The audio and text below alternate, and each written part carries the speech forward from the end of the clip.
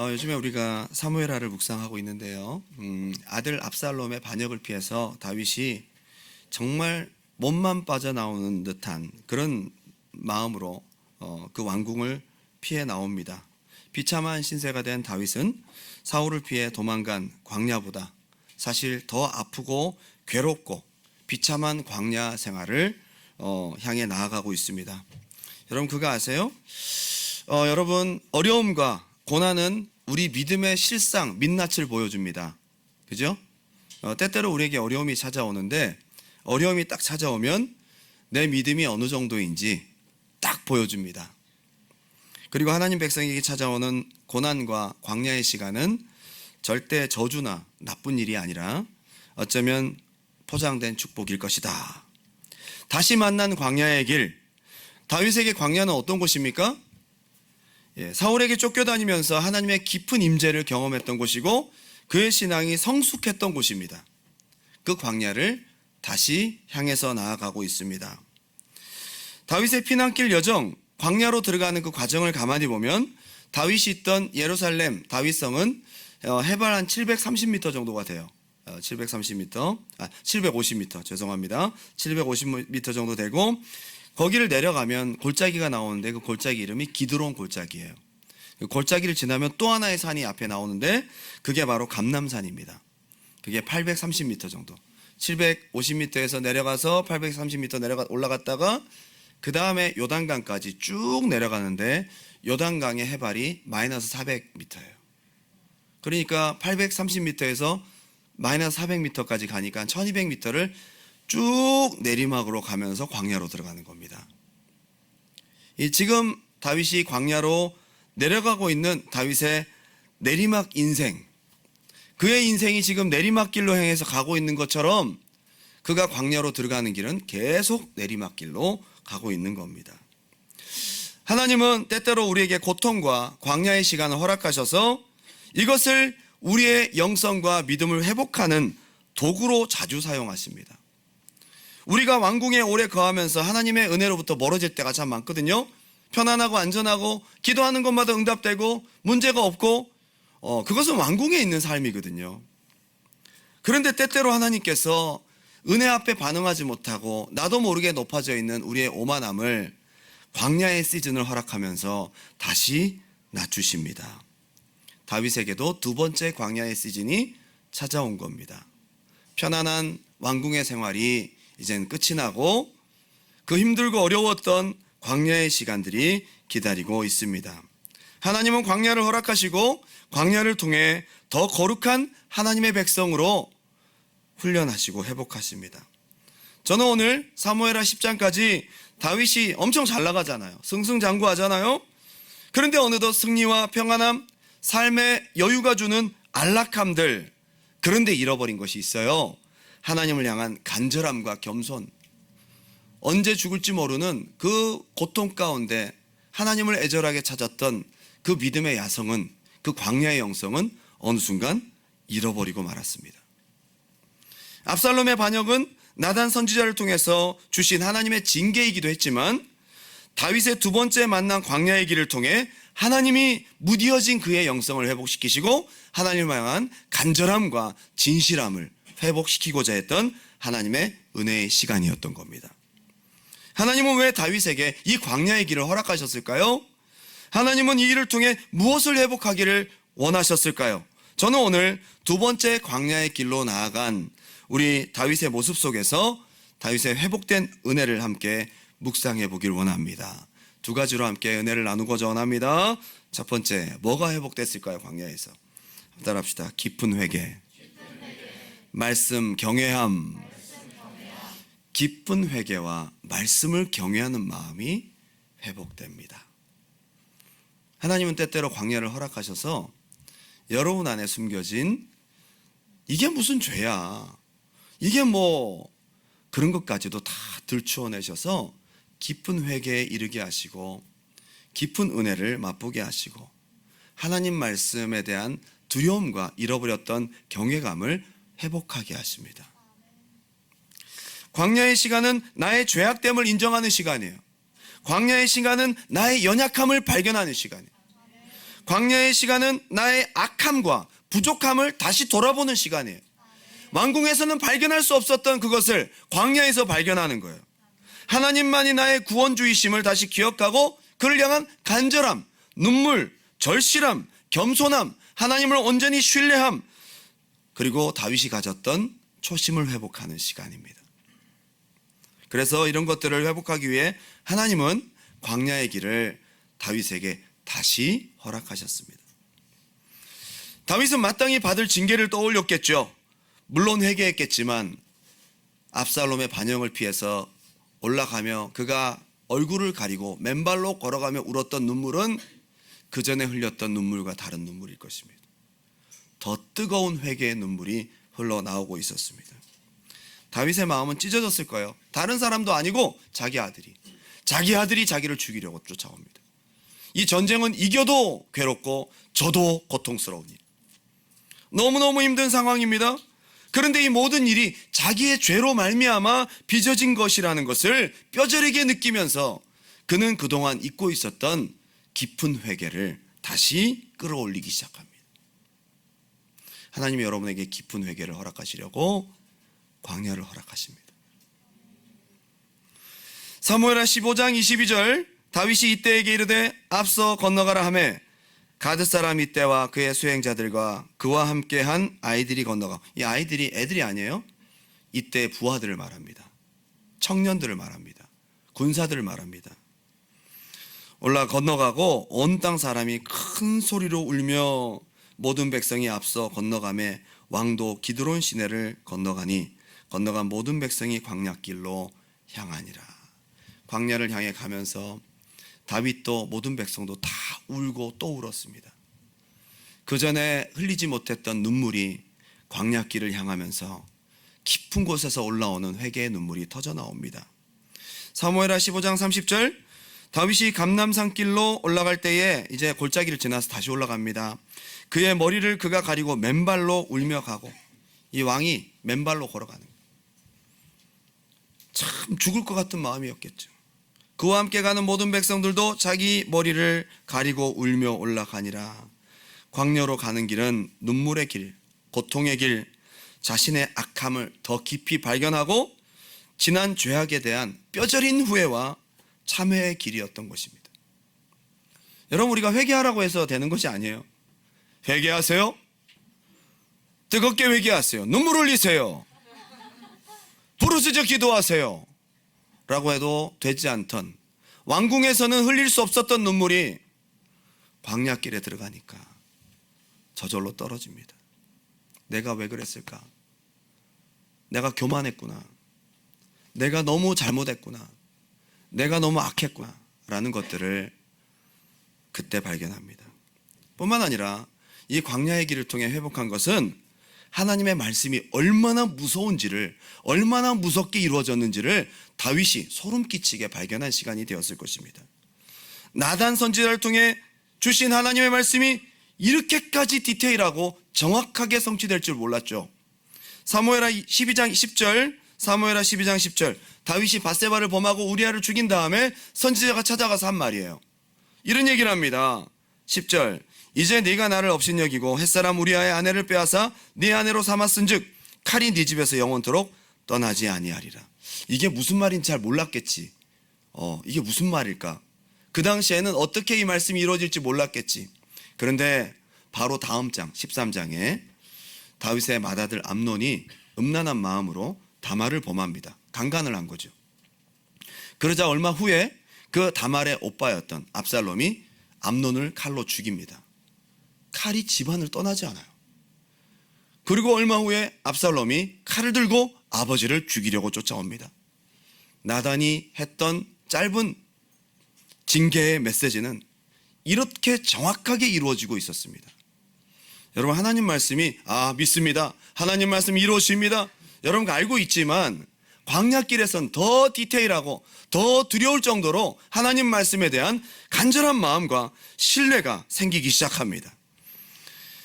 여호와께서 또 이와 같이 이르시기를, 11절입니다. 내가 너와 네 집에 재앙을 일으키고 내가 네 눈앞에서 네 아내를 빼앗아 네 이웃들에게 주리니 그 사람들이 네 아내들과 더불어 대낮에 벌건 대낮에 동침하리라. 이게 무슨 말일까 생각했을 것입니다. 12절 너는 은밀히 행하였으나 나는 온 이스라엘 앞에서 대낮에 이 일을 행하리라 하셨나이다 하니, 세 번역을 보면 사무엘하 16장 20절에 이렇게 표현되고 있습니다. 그 뒤에 이 일이 어떻게 일어나는가 보면요, 압살롬이 아이도벨에게 물었다. 이제 우리가 무슨 일부터 해야 할지 의견들을 내보시오. 아이도벨이 압살롬에게 말하였다. 부왕이 왕궁을 지키라고 남겨둔 후궁들과, 이 다윗의 아내들을 말하는 거예요, 동침하십시오. 그런데 이렇게 돼 있어요. 이렇게 임금님께서, 압살롬을 말하는 거죠, 다윗 왕 부왕에게 미움받을 일을 하였다는 소문을 온 이스라엘이 들으면 임금님을 따르는 모든 사람이 더욱 힘을 낼 것입니다. 그리하여 사람들이 옥상 위에 압살롬이 들어갈 장막을 차려주니 온 이스라엘이 보는 앞에서 압살롬이 자기 아버지의 후궁들과 동침하였더라. 나단이 얘기할 때만 하더라도 말도 안 되는 얘기라고 생각했을 수 있죠. 이게 어떻게 이루어질 수 있어? 근데 압살롬이, 자기 아들이 사람들 다 보는 앞에서 벌건 대낮에 이 정말 입에 담지 못할 이런 일들을 행하고 말았습니다. 참 무서운 일이다, 그죠? 광야의 시즌에서 우리가 정말 예민하게 느끼고 발견할 수 있는 것은 하나님 말씀이 이렇게 두렵구나, 하나님 말씀이 이렇게 성취되는구나, 하나님 말씀을 우리가 경외함으로 마음을 갖게 되는, 그것이 광야의 길에서 회복하게 되는 것입니다. 두 번째는 하나님의 주권을 더욱 인정하게 되는 시간이 바로 다윗의 두 번째 광야의 시즌이었습니다. 한번 따라합시다. 하나님의 주권을 더욱 인정하는 시간. 광야의 시간대에 진짜 친구가 누군지를 보게 됩니다. 누가 나의 원수가 되는지를 보게 됩니다. 나와 피 한 방울 섞이지 않고 민족도 다르고 지파도 다르고 다른 나라 사람인데 바르실레 같은 사람은 다윗의 친구가 되었습니다. 다윗을 도와줍니다. 소비 같은 사람, 마길 같은 사람, 그리고 다윗의 옆에 있었던 후세가 목숨을 걸고 자기가 다윗을 도우러 압살롬에게 들어갑니다. 진짜 친구는 어려울 때 알아보는 법입니다. 그리고 자기에게 진짜 충성된 용사가 누구인지를 보여줍니다. 블레셋입니다. 블레셋 가드에서 함께 합류한, 합류한 지 얼마 되지 않는 가드 사람 이때라는 사람이 600명의 부하를 데리고 다윗에게 투항을 하는데, 사실 다윗도 보니까 너무 안타까운 거죠. 야, 너 엊그제 들어왔는데 나랑 똑같이 이렇게 도망다니면 억울하잖아. 너는 앞으로 네 신세를 생각해서 가드 땅으로 돌아가라. 나 따라와 봐야 소용없다. 그쪽으로 가라. 길을 열어줍니다. 그렇게 얘기를 하거든요. 그런데 이 가드 사람 이때는 아닙니다. 왕이 죽는 자리에도 저는 함께 갈 것입니다. 이 사람이 이렇게 충성스러운 사람인지를 광야길에서 알아보는 거예요. 그리고 여러분, 더더욱 중요한 것은 내가 진짜 의지하고 내가 진짜 신뢰할 분은 하나님밖에 없구나. 이거를 광야에서 발견하게 됩니다. 승승장구하던 다윗에게 자기가 전쟁 나가지 않아도 잘 돌아가던 아주 탄탄하게 짜여진 다윗의 정치 조직, 그리고 용맹한 군사와 방백들로 둘러싸인 강력한 군대, 그리고 주변 나라 모든 나라가 이제 다윗에게 조공을 바치고 있었던 고대 근동지방의 패권을 다윗이 쥐고 있었을 때는 발견하지 못했어요. 여러분, 사람이 잘 나가고 모든 것이 편안할 때는요, 지금 내 주변에 있는 것들이 다 내 것 같아요. 다 내가 누리고 있는 것 같아요. 언제까지나 나와 함께 있을 것 같아요. 그런데 광야의 시간을 만나다 보니까 이 모든 것이 안개처럼 싹 사라집니다. 결국 남게 된 것은 뭡니까? 벌거벗겨진 나 혼자밖에 없는 겁니다. 광야의 시즌에 다윗은 이 모든 것들이 내 것이 아니었구나, 하나님만이 나의 믿음이고 나의 피할 바위이시구나, 하나님이 함께하지 않으면 나는 아무것도 아니구나 라는 다윗의 실존을 광야에서 발견하게 되는 것입니다. 광야는 바로 이것을 발견하게 되는 시간입니다. 이게 바로 초심의 회복입니다. 다윗은 사람을 그리고 도구를 의지하지 않습니다. 온전히 하나님의 주권에 의지하여 하나님을 의지합니다. 사무엘하 15장 17절 제가 읽어드립니다. 왕이 나가매 모든 백성이 다 따라서 벳메르하게 이르러 멈추어 서니 그의 모든 신하들이 그의 곁으로 지나가고 모든 그렛 사람과 모든 블렛 사람과 및 왕을 따라 가드에서 온 모든 가드 사람 600명이 왕 앞으로 행진하니라. 그때 가드 사람 이때가, 다윗이 뭐라고 하죠? 돌아가라. 너는 나 따라오지 말고 돌아가라. 저는 이걸 보면서 가드 사람 이때를 생각하는 다윗의 착한 마음도 물론 있겠지만은 더 중요한 것은 사람이 아닌 하나님만 의지하겠다는 다윗의 결단입니다. 여러분, 사람 한 명이라도 지금 급해요. 이때라는 사람, 이 사람은 굉장히 싸움을 잘하는 사람이에요. 그 밑에 600명이나 있어요. 지금 한 사람이라도 아쉬운 때입니다. 그런데 나를 따라오지 말라고 합니다. 다윗의 판단력이 흐려져 있어일까요? 그렇지 않습니다. 이제 다윗은 결단합니다.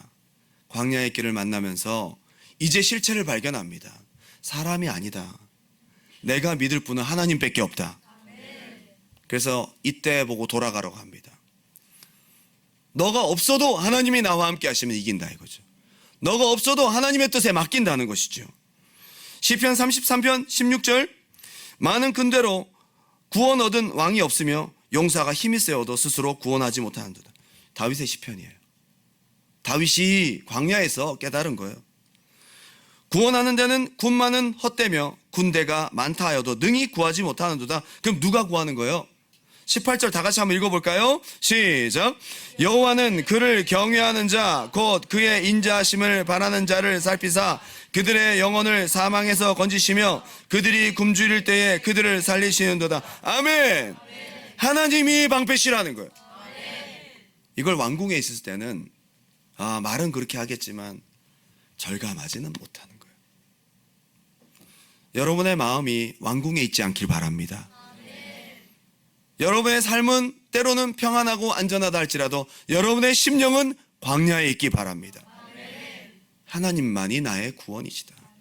하나님은 광야를 왜 허락하셨을까요? 이 믿음 회복하라는 거예요. 이 믿음, 이 느낌을 찾으라는 거예요. 이 초심을 잃지 말라는 거예요. 압살롬은 많은 사람의 숫자를 중요하게 생각했습니다. 그래서 사람들의 마음을 훔치는데 급급했어요. 그리고 가장 중요한 사람들을 자기에게로 섭외합니다. 아이도벨 같은 사람들, 그리고 분하야 같은 사람들, 아마사 같은 사람들, 이런 사람들을 압살롬은 마음을 훔치기 시작합니다. 압살롬이 중요하게 생각하는 것은 사람의 숫자입니다. 조직입니다. 근데 다윗은 광야길에서 깨닫습니다. 그것이 아니라는 것입니다. 하나님이라는 것입니다. 시편 3편은 다윗이 압살롬을 피해 도망하면서 지은 대표적인 시라고 볼 수 있습니다. 거기서 뭐라고 표현하느냐? 이렇게 표현합니다. 시편 3편 1절, 여호와여 나의 대적이 어찌 그리 많은지요 일어나 나를 치는 자가 많으니이다. 많은 사람이 나를 대적하여 말하기를 그는 하나님께 구원을 받지 못한다 하나이다. 여호와여 주는 나의 방패시요 나의 영광이시요 나의 머리를 드시는 자신이이다. 지금 나는 숫자적으로 모든 면에서 불리할 수밖에 없는 상황이에요. 그런데 하나님이 나를 회복시켜 주십니다. 그때 그 고백을 하는 겁니다. 내가 나의 목소리로 여호와께 부르짖으니 그의 성산에서 응답하시는도다.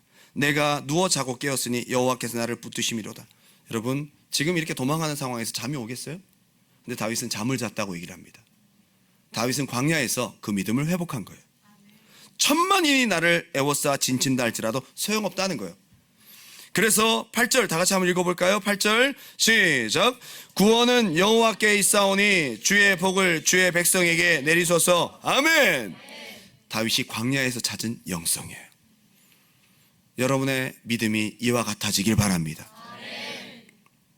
여러분 앞에 눈에 보여지는 의지할 만한 것들이 없어지고 여러분의 인생이 퍽퍽한 광야의 길을 걷고 있다 할지라도 하나님은 이것을 통해 깨닫게 하시는 것이 있습니다.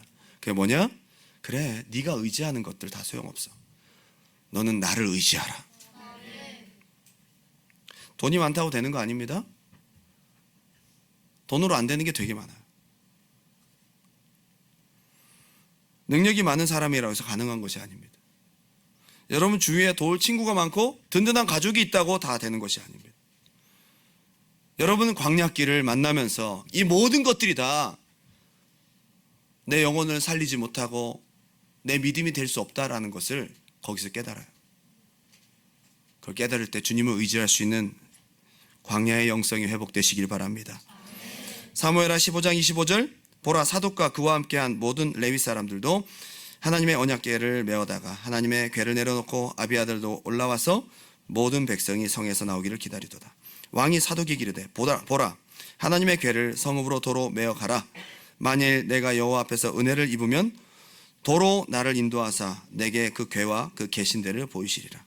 그러나 그가 이와 같이 말씀하시기를 내가 너를 기뻐하지 아니한다 하시면 종이 여기 있사오니 선히 여기신 대로 내게 행하시옵소서. 지금 다윗은 법궤를 자기의 안전을 위해서 이용하지 않았어요. 심지어 자기에게 오겠다고 하는 그 유능한 군사도 아니다. 그리고 하나님의 법궤를 할지라도 이것도 다시 돌아가라. 하나님이 나를 기뻐하시면 다시 돌아가게 하시든지, 아니면 하나님이 기뻐하지 아니하시면 나는 그 하나님의 뜻을 따르겠다. 하나님의 모든 주권 앞에서 하나님의 처분대로 이 모든 결과를 맡기겠다는 거예요. 자기의 생각 내려놓고 하나님을 100% 의지하는 다윗의 광야에서의 결단과 회복된 믿음을 우리가 생각해야 합니다. 여러분 지금 무엇을 의지하고 있습니까? 또한 하나님의 주권을 인정하고 나니까 기도가 회복됩니다. 한번 따라합시다. 기도가 회복된다.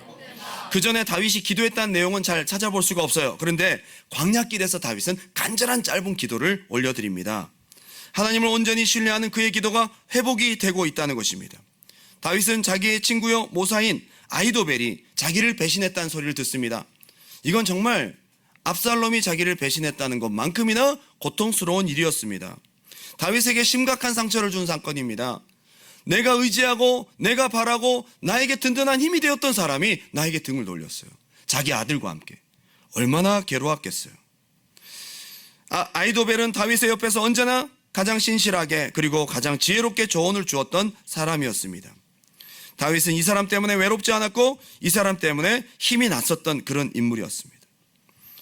그런데 어쩌면 그 아히도벨이 옆에 있었기 때문에 하나님을 온전히 의지하는 믿음이 조금은 약해지지 않았을까. 그렇게 기대고 그렇게 의지했던 아히도벨이 등을 싹 돌리니까 진짜 남는 게 아무것도 없는 거죠. 그래서 다윗은 하나님 앞에 간절한 마음으로 기도합니다. 이렇게 기도해요. 자, 사무엘하 15장 31절 다 같이 한번 읽어볼까요? 시작. 어떤 사람이 다윗에게 알리되 압살롬과 함께 모반한 자들 가운데 아히도벨이 있나이다 하니 다윗이 이르되 여호와여 원하옵건대 아히도벨. 그전 같으면 이 얘기 들었으면 그 자리에서 그냥 무릎이 팍 꿇어졌을 거예요. 좌절하고 털썩 주저앉았을 거예요. 근데 광야에서 다윗은 이 모든 것이 자기의 힘이 아니라는 것을 깨닫고 하나님을 바로 즉시 의지하며 기도합니다.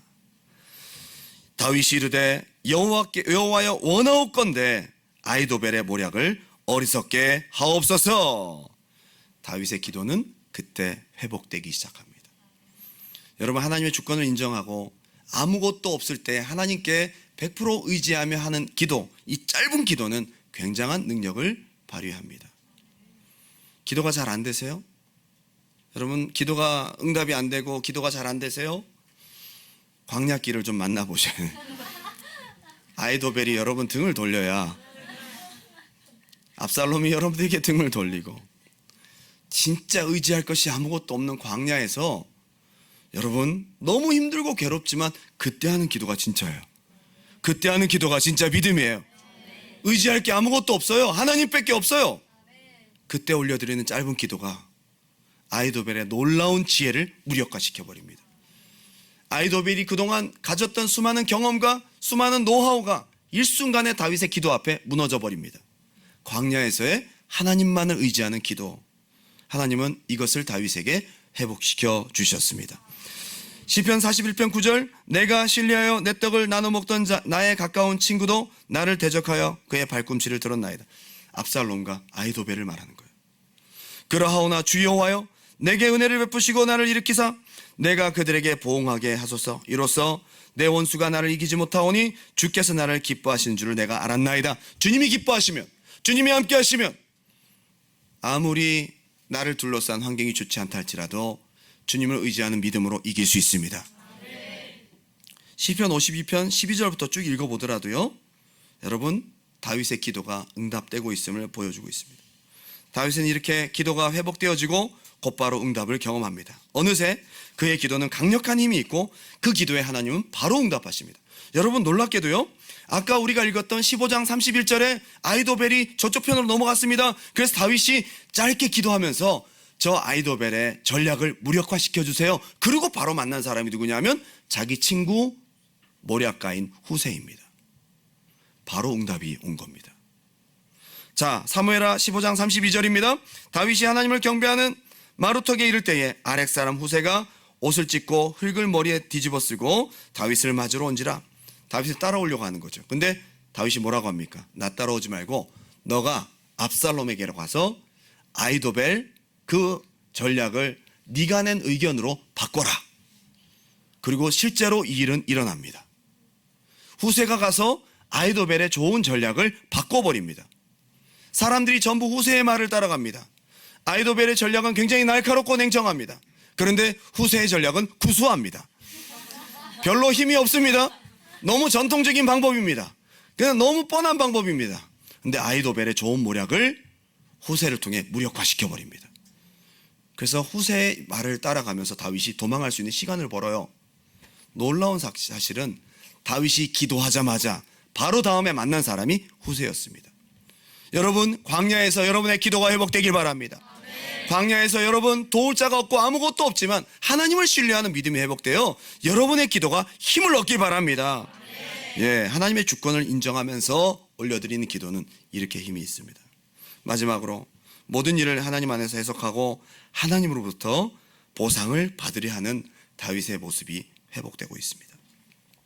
사무엘하 16장 5절 보니까 다윗 왕이 바후림의 이름에 거기서 사울의 친족 한 사람이 나오니 게라의 아들이요 이름은 시므이라.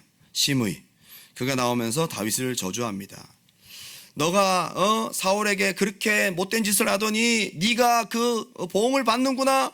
피를 흘린 자여 사악한 자여 가거라 가거라 막 이런 얘기를 합니다. 맞은편에서 다윗의 옆에 있는 사람이 다 들을 정도로 공개적인 저주와 공개적인 욕설을 막 일삼습니다. 다윗이 사울에게 뭘 했습니까? 다윗은 피해자예요. 13년 동안 사울을 죽일 수 있음에도 불구하고 죽이지 않고 도망 다닌 것밖에 없습니다. 오히려 사울의 죽음, 요나단의 죽음을 너무도 슬퍼했습니다. 심지어 사울의 집안을 구제하기 위해서 사울의 집 전체를 관리했던 집사였던 시바를 그가 불러들이고 요나단의 아들이었던 불구자 무비보셋을 그가 다시 왕자처럼 거둬들입니다. 다윗이 한 것은 좋은 일밖에 안 했어요. 근데 공개적인 자리에서 억울하게 사울이 이렇게 이 집안이 이렇게 된 것은 네가 그들을 죽였기 때문이다라고 억울한 일을 말합니다. 아마 머리끝까지 화가 날 만합니다. 안 그래도 힘든 찢어지는 마음에 식초를 붓는 듯한 그런 저주의 말이었습니다. 여러분, 여기서 하나님의 주권을 인정하지 않으면요 감정적으로 대합니다.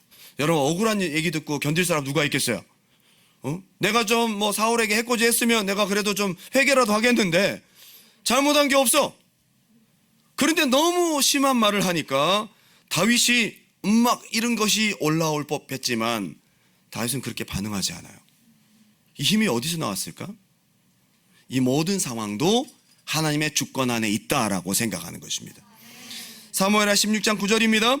스루아의 아들 아비새가 왕께 여짜오되 이 죽은 개가 어찌 내 주 왕을 저주하리까? 청하건대 내가 건너가서 그의 머리를 베게 하소서 했더니 야, 하지 마라. 이게 너와 무슨 상관이냐? 그가 저주하는 것은 여호와께서 그에게 다윗을 저주하라 하심이니. 다윗은 이렇게 표현을 해요. 저 사람이 나한테 저렇게 말하는 것은 하나님이 시켜서 한 거야. 좀 그죠? 하나님이 시켰다고 이거를? 전 성경을 읽으면서 조금 이해가 안 가는 부분이었어요. 그런데 여기서 우리가 잘 생각해 봐야 될 것은 이 억울한 상황도, 이 억울한 말을 듣는 것도 어쩌면 하나님의 주권 안에 다 들어가 있다는 겁니다. 여러분이 때때로 억울한 일을 당하고 때때로 힘든 일을 겪고 때때로 겪게 되는 손해들이 있을 텐데 이것도 우연히 일어난 것이 아니라 하나님의 선한 섭리 안에 다 포함되어 있는 일이다. 라고 하나님의 주권을 인정하니까 인간적으로 반응하지 않아요. 낙담하지 않습니다. 감정적으로 대하지 않습니다. 이 안에서 하나님이 왜 나에게 이걸 허락하셨을까를 생각합니다. 이 안에서도 하나님을 생각하는 다윗이 바로 다윗의 믿음의 신앙의 태도였습니다. 11절, 또 다윗이 아비새와 모든 신하들에게 이르되 내 몸에서 난 아들도 내 생명을 헤아려 하거든 하물며 이 베냐민 사람이랴. 여호와께서 그에게 명령하신 것이니 그가 저주하게 내버려 두라. 12절 다 같이 한번 읽어볼까요? 중요한 구절입니다. 12절 시작. 혹시 여호와께서 나의 원통함을 감찰하시니 오늘 그 저주 때문에 여호와께서 선으로 내게 갚아주시. 아멘. 다윗은 하나님의 주권과 섭리 안에 딱 보니까 이 손해와 이 억울함과 저 사람이 나한테 했던 몹쓸 말들보다도 앞으로 하나님이 나를 불쌍히 여겨주셔서 내게 보상해 줄 것이 훨씬 큰 겁니다. 여러분, 하나님의 주권을 인정하기 시작하면요, 내가 손해보고 힘든 것보다 내가 감정적으로 인간적으로 하지 않고 하나님을 기대하고 하나님 앞에 내가 간절히 구함으로 하나님이 주실 보상을 훨씬 더 크게 생각할 수 있게 된다는 겁니다. 광야에서 이것이 회복되시길 바랍니다. 참 중요합니다.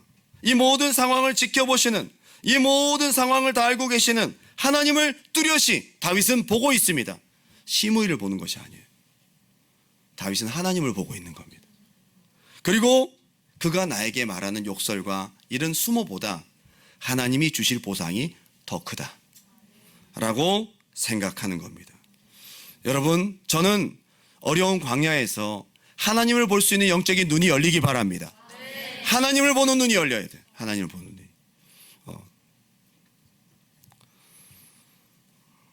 결론을 맺으면서 당신이 오늘 광야의 시간을 보내고 계시다면 오늘 주의 종을 통해서 나눈 이 회복의, 다윗의 회복이 여러분들에게도 있었으면 좋겠습니다.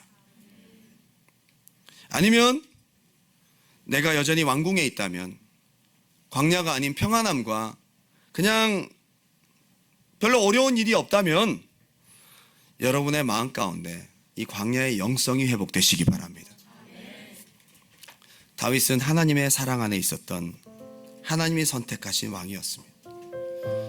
하나님이 귀하게 생각하시고 사랑하신 다윗을 하나님은 광야의 시즌을 허락하시면서 다윗 안에 진짜 가져야 될 마음이 무엇인지를 오늘 말씀을 통해 보게 하십니다.